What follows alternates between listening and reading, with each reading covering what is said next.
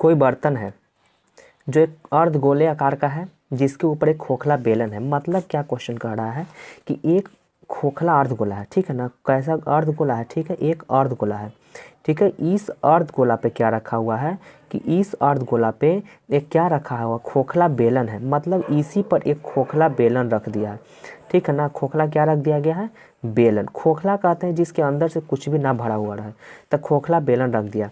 और इस बर्तन की कुल ऊंचाई 13 सेंटीमीटर, इसका टोटल ऊंचाई कितना दे दिया है, 13 सेंटीमीटर दे दिया। टोटल जो बर्तन है उसका ऊंचाई 13 सेंटीमीटर दे दिया है। तो इस बर्तन का आंतरिक पृष्ठीय क्षेत्रफल, देखिए फ्रेंड, आंतरिक अगर पूछ देना तो आंतरिक कहने का मतलब हो गया कि आपको वक्र पृष्ठ निकालना है। क्या निकालना है, वक्र पृष्ठ। देखिए फिगर यहाँ पे क्या कहा गया था, उसी यही फिगर है, ठीक है। इसको हम अलग पार लिए थे। कह रहा है कि एक खोखला बेलन, देखिए यहाँ पे एक बेलन हो गया जो खोखला है, बेलन ऊपर, यहाँ पे भी बेलन। और ये अर्धगोला जो था पहले से, यहाँ पर समझाया था कि जो अर्धगोला है उसी अर्धगोला पे इस खोखला बेलन को क्या कर दिया, फिट कर दिया, रख दिया है। और रखने के बाद ये जो पूरा यहाँ से यहाँ तक जो फिगर लास्ट में बन के तैयार हुआ, रखने के बाद इसका ऊंचाई दे दिया है 13 सेंटीमीटर, ठीक है। तो अब ये 13 दे दिया है और इसका जो अर्धगोला दिया हुआ था, अर्धगोला का व्यास कितना दे दिया है, 7 सेंटीमीटर। तो ध्यान दीजिएगा यहाँ पे क्या ध्यान देना है कि जो अर्धगोला का जो त्रिज्या रहेगा, जो अर्धगोला का त्रिज्या रहेगा वही अर्धगोला का ऊंचाई भी रहेगा। ये बात को मत भूलिएगा, जो अर्धगोला का त्रिज्या रहेगा वही अर्धगोला का ऊंचाई रहेगा। तो अर्धगोला का व्यास दिया हुआ था 14, यहाँ से यहाँ तक आपका 14 दिया गया था। तो यहाँ से यहाँ कितना हो जाएगा, 7 हो जाएगा ना, क्योंकि आधा होता है जो त्रिज्या होता है, व्यास का क्या होता है, आधा होता है। तो व्यास था 14 तो त्रिज्या हो जाएगा 7, और जो त्रिज्या रहेगा वही इसका क्या हो जाएगा, ऊंचाई हो जाएगा। तो आप ही बताओ, ये टोटल फिगर था 13 सेंटीमीटर।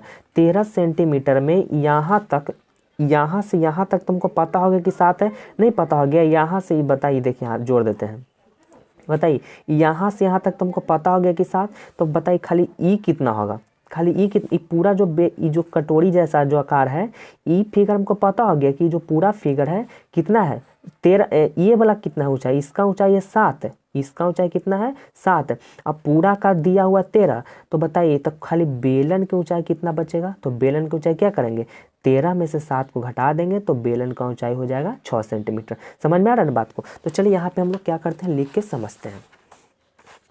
क्या क्या दिया हुआ तो उसको पहले आप लोग लिख लीजिएगा। क्या दिया हुआ है, व्यास दिया हुआ है ना, तो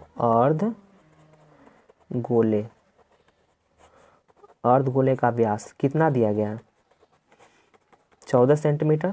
तब व्यास तो हमको चाहिए नहीं, हम जब भी मैथ बनाते हैं तो त्रिज्या से, तो त्रिज्या कितना हो जाएगा, आधा होता है, तो त्रिज्या हो जाएगा, त्रिज्या जा करके हो जाएगा 7 सेंटीमीटर, ठीक है। तो जो अर्धगोला का त्रिज्या है वही ना, जो अर्धगोला का त्रिज्या है वही ना बेलन का भी त्रिज्या होगा, क्योंकि ये जो बेलन है इसी पे रख दिया है, नीचे एक कटोरा जैसा जो कटोरे पे बेलन रख दिया है। तो पूरा जब फिट हो गया है तो जो अर्धगोला का त्रिज्या रहेगा वही तो बेलन का त्रिज्या रहेगा। तो यहाँ पे क्या लिखेंगे, बेलन की त्रिज्या। तो बेलन की त्रिज्या कितना हो जाएगा, 7 सेंटीमीटर, ठीक है। अब यहाँ पे बताइए, बेलन की त्रिज्या 7 है। अब अर्धगोले की ऊंचाई कितना होगा, तो अर्धगोला का ऊंचाई कितना होगा, तो जो अर्धगोला का त्रिज्या होगा वही अर्धगोला का ऊंचाई भी होता है। तो अर्धगोला का ऊंचाई कितना हो जाएगा, 7 सेंटीमीटर, ठीक है। अब बताइए बेलन की ऊंचाई कितना होगा, बेलन की ऊंचाई पूरा आप लोग लिख लिख के बनाइएगा, ठीक है।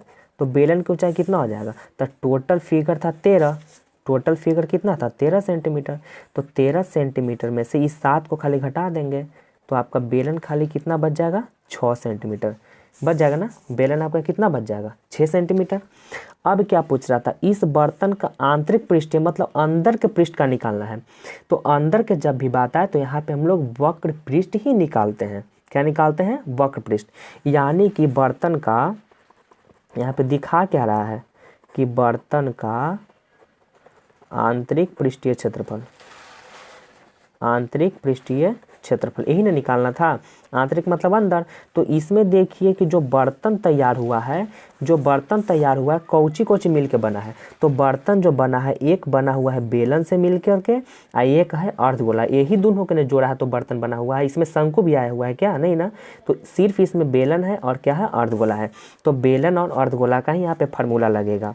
यानी कि क्या था, बेलन, यानी कि बेलन का वक्र पृष्ठ, आंतरिक पूछेगा तो वक्र पृष्ठ निकालना है।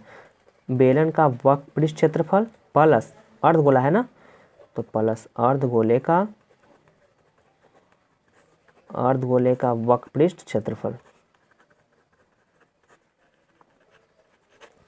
तो बेलन का वक्र पृष्ठ क्षेत्रफल क्या होता है, तो बेलन का वक्र पृष्ठ क्षेत्रफल होता है 2πr(h), क्या होता है 2πr(h), और अर्धगोला का वक्र पृष्ठ क्या होता है 2πr²। ठीक है, यही होता है। अब बताइए दोनों में कॉमन ले लेते हैं। कॉमन देखिए तो 2 और पाई भी कॉमन है, आर भी कॉमन हो जाएगा। देखिए पहले दोनों का रेडियस मिला लीजिएगा कि दोनों का रेडियस तो सेम है कि नहीं। जब दोनों का रेडियस सेम रहेगा तो आर भी हम लोग कॉमन ले लेंगे। तो देखिए तो बेलन का जो रेडियस 7 था, देखिए यहाँ पे बेलन का जो रेडियस 7 है, तो अर्धगोला के भी तो रेडियस 7 है, मतलब दोनों का त्रिज्या भी तो सेम है ना। तो यहाँ पे आर भी हम क्या ले लेंगे, कॉमन ले लेंगे।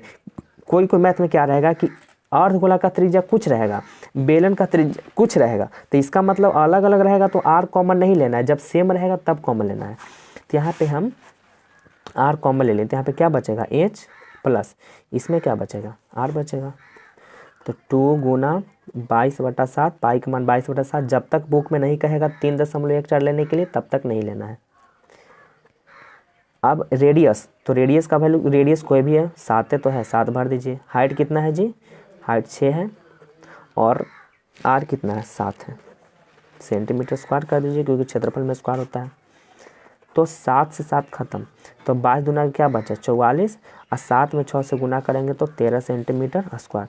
अब 44 में 13 से गुना कर लीजिए, 4 × 12, 13, 4, 4, 2, 7, 5, यानी आपका जो आंसर आ जाएगा 572 सेंटीमीटर स्क्वायर।